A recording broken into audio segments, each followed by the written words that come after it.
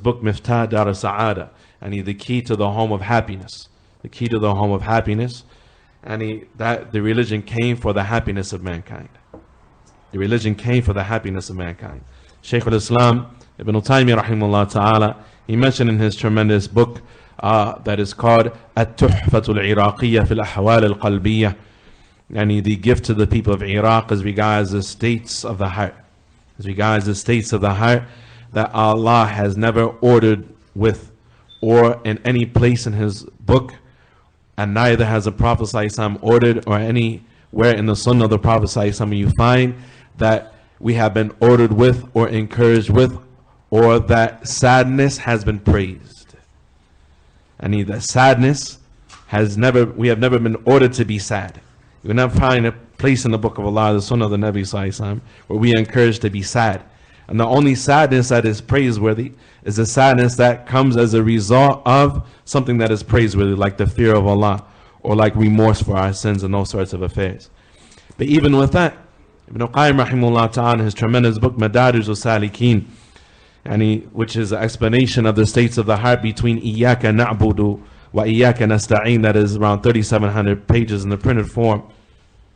I'm smiling because the last time I mentioned that exact sentence, somebody had a jinn jump on them right next to me. This is a memory. Afwan. The tremendous book Madarij al-Salikin, Ibn Qayyim rahimahullah ta'ala, he said that even the sins of a person, and the Salaf, they said that the person, it is recommended for the person that after they repent to forget what they have done. While he said others of the Salaf, they said it is recommended for a person not to forget what he has done. He said, and how we bring those two things together is that a person, that they only remember their sins when they start to see their self get haughty.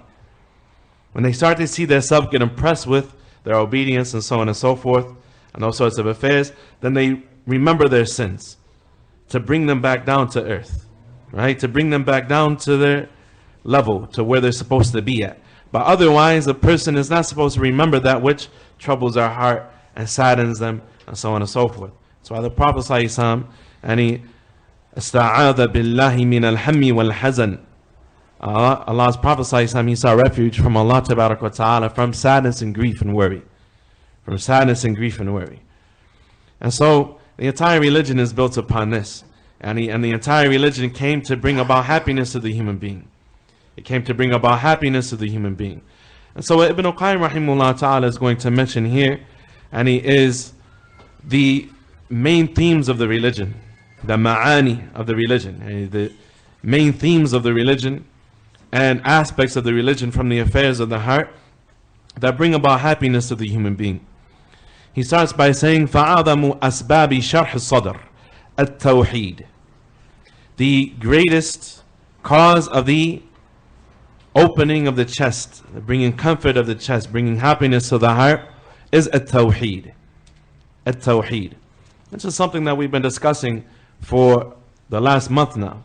We're on the 6th chapter of the book إغاثة الأحفان في مصائر الشيطان, that is all about this reality, where Ibn Qayyim rahimahullah ta'ala explains from 10 different directions, from 10 different aspects, that there is no way that a person can be happy in this world, and that their heart can be strong and alive and comfortable, unless they recognize that their Lord and their God is alone that which has the right to be worshipped, to be singled out with worship, and that which has the right to be singled out with al-isti'ana, which is the meaning of إِيَّاكَ نَعْبُدُ وَإِيَّاكَ نَسْتَعِينَ, to be singled out with worship and tawakkul, and reliance.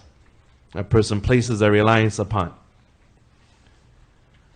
And so this is something that, and he mentions any mururan, and he just quickly, he mentions, that at-tawheed is that which brings comfort to the heart of a person. If a person wants to get a lot of detail about that, alhamdulillah, the recordings are available, and now we're on al-wajhul thamin, the 8th of 10 aspects from the 6th chapter, which is the longest chapter from the first 13 chapters that are the introduction of Ighathat al-Ahfan. That explains, and it is the most important of those chapters, that explains that at-tawheed is the greatest cause of happiness for the human being. is the greatest cause of happiness for the human being. And it is the reason why we are reading that book, and we decided to go over that book in a classroom setting, because this is the da'wah of Ahl Sunnati wal Jama'ah. The core of rectification of the human being is to rectify his heart, to bring happiness to his heart, bring comfort to his heart, so the person can be a functioning, productive human being, and that everything that occurs in this dunya to them of calamities or blessings or shortcomings on their part and so on and so forth, there is a learning process for them. It's a learning process for them that is to direct them entirely back to the worship of Allah Ta'ala. When a person is tested, they go back to worshipping Allah in ad-darra, and during difficulty. As Ibn Qayyim, he said, the person who only worships Allah as regards that which is comfortable for them, then in reality that person only worships themselves. The person who only worships Allah as regards the sarra, and the time of ease and those things that are easy for them, then that person only worships herself. When وَمِنَ النَّاسِ مَا يَعْبُدِ اللَّهَ عَلَى حَرْفٍ, and from the people are those that worship Allah upon the edge, right? Some people, they came, as Ibn Jarir al-Tabari rahimahullah ta'ala, he says, some people, they came from the Bedu, they came from the wilderness areas to Al-Madinah during the life of the Nabi sallallahu alayhi wa sallam. When they arrived in Medina, what happens when you go from one land to another land happens. What happens when you go from one land to another land? If you go to Mexico right now and you drink the water, what's going to happen? You're going to get really sick, right? What else is going to happen? You move from one place to another place, from one side of the country to another side of the country. The economies are different. The cultures are different. The customs are different. How people make their money is different. So you take a loss economically. You take a loss physically. You take a loss, and your families are going to be upset with you, right? Your families are going to be uncomfortable. And when your wife is uncomfortable, you're going to be uncomfortable, right?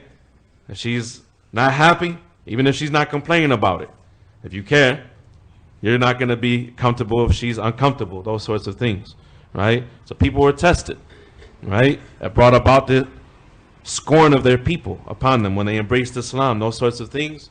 And so they attributed all the sadness and all the grief and so on and so forth that they were going through to Islam. Said, we're poor, we're sick, we're hungry, our wives are upset with us, all these affairs, whatever, right? And they worship Allah ala harf. They thought that by being Muslim that they would become economically stronger, so on and so forth. And Islam comes with those things, but it's not guaranteed. And Islam, it comes with the three matalib of the human being. The three things that a person wants more than anything else, that everything of a person's ambitions and motivations go back to, is that they want guidance, which could be worldly guidance or religious guidance. They want a nasr. They want to be victorious and strong and not overcome and downtrodden and so on and so forth. And they want a rizq, and they want sustenance, right? They want that which will benefit them and that which will ward off harm from them. And so some people, when they come into Islam and things don't go exactly how they wanted and they're tested in some small way, then they start to try to psychoanalyze or break down the religion and so on and so forth, and say that this religion is a backwards religion, this religion is hindering me from progress, so on and so forth. وَمِنَ النَّاسِ مَا يَعْبُدِ اللَّهَ عَلَى حَرْفٍ, and from the people are those who worship Allah upon the edge. And هكذا. So when a person is tested with any affair, then their recourse is a tawheed. Their recourse is a tawheed. And a tawheed, to single out Allah tabarak wa ta'ala with worship. So they make dua to Allah tabarak wa ta'ala, and that's tawheed. They're patient as regards the test, and that's tawheed. They realize that Allah tabarak wa ta'ala created them in a state of kabad, right?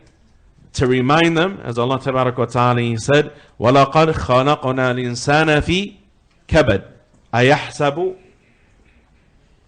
أَنْ لَا يَقْدِرَ عَلَيْهِ أَحَدٍ. Indeed, we created mankind in a state of toil. Does he think that no one has power over him? Right? Meaning, as Al-Qurtubi rahimahullah ta'ala sent tafsir of this verse, means that if he had control of his own affairs like he thinks that he has over his life. He would not have chose to go through any difficulty. He would not choose to go through any difficulty in his life, right? So when he goes through a difficulty, it's to remind him that Allah is in control. And it's a rahmah. It's a mercy to remind him that Allah is in control. And so, as Al-Qurtubi, he said that his mashaykh, they said, so he needs to find what Allah wants from him so that he can get what he wants from Allah. That the only way to get what he wants in this world is to find what Allah wants from him so that he can get what he wants from Allah. Which is what? It's just tawheed. He goes back, he takes the affair back to Allah. He singles out Allah with his names, his attributes, his actions, his wisdom, tabarak wa ta'ala, his rububiyyah, his control over the affairs. And so he turns back to Allah tabarak wa ta'ala, and he as regards his understanding of Allah. And so this is a summary of all of the asbab that you're going to hear.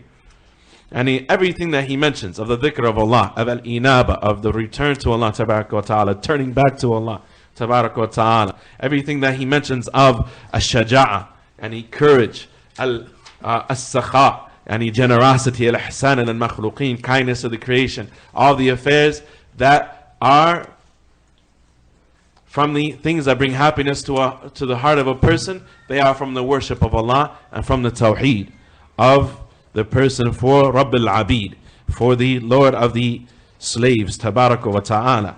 At-tawheed. وعلى حسب كماله وقوته وزيادته يكون انشراح صدر صاحبه. And according to the perfection of his tawheed, the strength of his tawheed, and his increasing in tawheed, will be the inshirah, will be the what?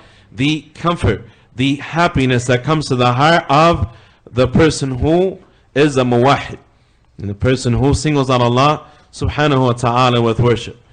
قال الله تعالى, and then he mentions the evidence for that. He says this, Allah tabarak wa ta'ala, he said in Surah Al-Zumar, أَفَمَنْ شَرَحَ اللَّهُ صَدْرَهُ لِلْإِسْلَامِ فَهُوَ عَلَى نُورٍ مِّن رَبِّهِ فَوَيْلٌ لِلْقَاسِيَةِ قُلُوبُهُمْ مِنْ ذِكْرِ اللَّهِ. Allah tabarak wa ta'ala, he said, and is the one who Allah tabarak wa ta'ala opened up his chest for Islam, فَهُوَ عَلَى نُورٍ مِّن رَبِّهِ, so that he was upon light from his Lord tabarak wa ta'ala. So that he was upon light from Allah tabarak wa ta'ala. Meaning the person what? His heart was in a state of dhulma wa dhiq. His heart was in a state of darkness and constriction. His heart was tight and constricted. Just like the fire is dark and constricted. Right? He was in a state of jahl, of dhulm, darkness, dhulma. Right? And what? And constriction. And if he remains in that condition, then in the hereafter, he will find that on account of that, he will also be in a state of darkness and constriction. The fire will be tight for him, and it will be dark for him. The Prophet ﷺ, and he informed in many authentic narrations, and that the fire of hell is mithlul qar, and it is dark like tar. And it's not, when you see fire, right? When you see fire, fire is bright. There's no brightness to the fire of the hellfire. And the fire, the hellfire, the darker fire is, or the hotter fire is, the darker it is. The hotter fire is, the darker it is. Right? The point that Al-Hafidh ibn Kathir rahimahullah ta'ala, he said that if the people of the fire can see the fire of the dunya, the fire that we use in the dunya, that they would jump out of that fire into this fire like a person jumps into water for relief. I ask Allah to protect us. And so the person's, his heart is in a state of tightness and darkness. And then Allah what? شَرَحَ اللَّهُ صَدْرَهُ لِلْإِسْلَامِ. Allah opens up his chest for Islam. فَهُوَ عَلَى نُورٍ مِّن رَبِّهِ. And so he is upon light from his Lord. So he becomes in a state of light from Allah tabarak wa ta'ala. فَوَيْلٌ لِلْقَاسِيَةِ قُلُوبُهُمْ مِنْ ذِكْرِ اللَّهِ. So woe be to those people's hearts are hard from the remembrance of Allah tabarak wa ta'ala, against the remembrance of Allah tabarak wa ta'ala. Likewise, the statement of Allah tabarak wa ta'ala, فَمَنْ يُرِدِ اللَّهُ أَنْ يَهْدِيَهُ يَشْرَحْ صَدْرَهُ لِلْإِسْلَامِ. Whoever Allah wants to guide, He will open up his chest for Islam. وَمَنْ يُرِدْ أَنْ يُضِلَّهُ يَجْعَلْ صَدْرَهُ ضَيِّقًا حَرَجًا كَأَنَّمَا يَصَعَّدُ فِي السَّمَاءِ. And whoever Allah tabaraka wa ta'ala wills to set astray out of His justice tabaraka wa ta'ala, يَجْعَلْ صَدْرَهُ ضَيِّقًا حَرَجًا, and He will make the heart of that person tight and constricted and upset, كَأَنَّمَا يَصَعَّدُ فِي السَّمَاءِ, like a person who is ascending into the sky. The higher a person gets in elevation, the thinner the air gets, and the harder it becomes to breathe. كَأَنَّمَا يَصَعَّدُ فِي السَّمَاءِ, like a person who is ascending into the heavens. His oxygen supply is running out, and his chest gets tight. And a person that Allah tabaraka wa ta'ala, and He wants to guide, He will open up his heart for Islam. And whoever Allah tabaraka wa ta'ala of His justice sets astray, then He will make his heart like this. A person will find tightness, and in his heart as regards affairs of the religion. That's why knowledge is so important, as we'll come to see soon in the asbab that are mentioned here by the sheikh. That knowledge is that which causes a person, as we said, to love a thing and to enjoy that thing. And the scholars, they say, man jahila shay'an a'adahu, and whoever is ignorant of something will be hostile towards it. So you find people like that, jahil of the manhaj of the Salaf, jahil of the usul of Aqidah. So wallahi, some people who even graduated Islamic universities. Joke are gonna say that, yeah, I said a joke are gonna say. Joke are gonna say that studying usul al-thalath and kashf al-shubuhat and these sorts of books of the imams of the da'wah are not going to rectify the social problems of our communities. Subhanallah, ya akhi. This is the asl of islah. The core of islah goes back to at-tawheed. The core of islah, it goes back to at-tawheed. It is that which everything is built upon. Otherwise, a person is just treating symptoms. Right? Yeah, we got problems, akhi, man. These bench is tripping. These bench, man, they got bad character. They like this, they like that. You know what their problem is? They don't understand tawheed. Man, the brothers, man, they lazy, man. They don't want to get jobs. You know what their problem is? They understand tawheed, tawakkul ala Allah, ar-raja. And they don't have the optimism that comes as a result of tawheed. And anything that you can name, anything that a person can mention, right? The core of that problem goes back to a weakness in tawheed. And the more a person understands about who is Allah tabaraka wa ta'ala, and the right of Allah tabaraka wa ta'ala to be worshipped along with our partners, and what is a shirk, and what is a shirk with Allah tabaraka wa ta'ala in its different categories, and how that applies to the society that you live in. And a person, they can see that without a doubt, at-tawheed is the beginning of Islah. The point that the Shaykh As-Sa'di rahimahullah ta'ala, he wrote a book, and we mentioned some of his books in the beginning of the sitting as regards the principles of the religion. He wrote a whole book called قواعد عظيمة من أصول الإسلام, tremendous principles from the fundamentals of Islam. And there's 4 principles that he mentions. And 3 out of 4 of those principles are just a different way, and really all 4 of those principles, if you was to read those 4 principles, are just a different way of explaining in detail the methodology of Ahl Sunnati wal Jama'ah, rectifying the society upon tawheed and sunnah. Upon tawheed and sunnah. And that tawheed and sunnah, and warning against the opposites of those things, which is shirk and bid'ah, that this is the key to the rectification and that which a society is built upon. فالهدى والتوحيد من أعظم أسباب شرح الصدر. Guidance in tawheed, he says, is from the greatest causes of opening the heart. And these 2 things are mutaqarinan, and they are connected to each other inseparably. لا ينفك أحدهما عن الآخر. One of them never is separated from the other. The more a person increases in guidance, the stronger their tawheed will be. Even if a person gets beneficial knowledge as regards the dunya, the more their tawheed will become strong, and the more complete the tawheed will be. Kayf? Because everything that Allah tabarak wa ta'ala وَفِي كُلِّ شَيْءٍ لَهُ آيَةٌ تَدُلُّ عَلَى أَنَّهُ وَاحِدٌ, and in every single thing in the creation is an evidence that there is one God tabarak wa ta'ala. And he is that which will cause a person to increase in his understanding of the one who created, and a khaliq al-asbab al-musabbabat, the creator and the one who set into motion cause and effect. tabarak wa ta'ala. And the person who learns about the affairs of the dunya, if it is beneficial knowledge, if it is truly beneficial knowledge, and a person who learns about beneficial knowledge, not that which was hatched in the minds of devils, and that which is really beneficial knowledge about the world that we live in, and how to be economically prosperous in the world that we live in, these sorts of affairs. And the more he learns about those things, the more his iman increases, the more his tawakkul upon Allah increases, the more likely it is that he's going to take the means. He's going to be optimistic. He's not going to be a person ya'yasu min rawhillah, who loses hope in the mercy of Allah tabarak wa ta'ala. Right? He's going to be an optimistic person. And that's a manifestation of what? Of his tawheed, his understanding of who is Allah tabarak wa ta'ala and what Allah tabarak wa ta'ala wants from us. He said, وَالشِّرْكُ وَالضَّلَالِ مِنْ أَعْظَمِ أَسْبَابِ ضِيقِ الصَّدْرِ وَانْحِرَاجِهِ. He said, and likewise, conversely, shirk and misguidance, which is the opposite of tawheed and guidance. Shirk and misguidance, which always go hand in hand. The more a person is misguided, the closer they get to shirk. Right? The closer they get to shirk. That's why al-bid'ah barid al-kufr wa shirk. And bid'ah is a corridor, it's a dihleez that leads to kufr and shirk. Right? And it is a herald of shirk and kufr.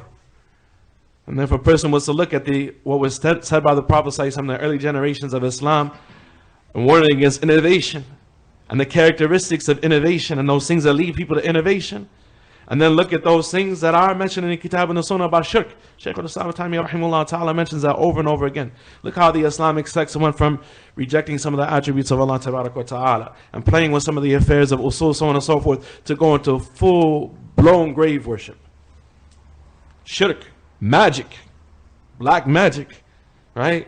The awliya, kada, and they're flying in the air, they're doing this, they're like that, they're working with devils. Black magic. Ad-dalala wa shirk. Yani qarinan. Yani dalala and shirk, they are coupled with one another. Dalala and shirk, they are coupled with one another. So if a person wants to be happy, ask themselves, what do you understand about the names of Allah? What do you know about the names of Allah and how to call upon Allah tabarak wa ta'ala with those names? What do you know about tawheed? What do you know about the affairs of worship of the heart, which are the love of Allah, the hope of Allah, the fear, the punishment of Allah subhanahu wa ta'ala, and these sorts of affairs? What do you know about tawheed? What do you know about, where is your sincerity to Allah tabarak wa ta'ala? And where is your veracity? And so guidance and tawheed, they are the greatest causes for the sharh al-sadr, the opening of the chest, with shirk wa dalal min a'zami asbabi dhiq al-sadr wa inhirajihi. Likewise, conversely, shirk and misguidance, they are from the greatest causes, or the greatest causes. In reality, mean a'zami asbabi dhiq al-sadr wa inhirajihi. They are the greatest causes for the tightness of the chest and the discomfort of the chest, the chest being unsettled. The chest being unsettled. Ibn Qayyim rahimahullah ta'ala, he said, وَمِنْهَا النُّورِ الَّذِي يَقْذِفُهُ اللَّهُ فِي قَلْبِ الْعَبْدِ. He said, and from the causes of happiness of the heart, the happiness of the heart, is the light that Allah tabaraka wa ta'ala places in the hearts of His slaves. وَهُوَ نُورُ الْإِيمَانِ. And it is the light of faith. And it is the light of faith. Shaykh Muhammad Aman Ajami, rahmatullahi alayhi, he said that just like Iman has a nur, and it has a light that comes with it, and it also has a dhawq, it also has a wajd, a dhawq, the person has a halawa, the sweetness of faith. The sweetness of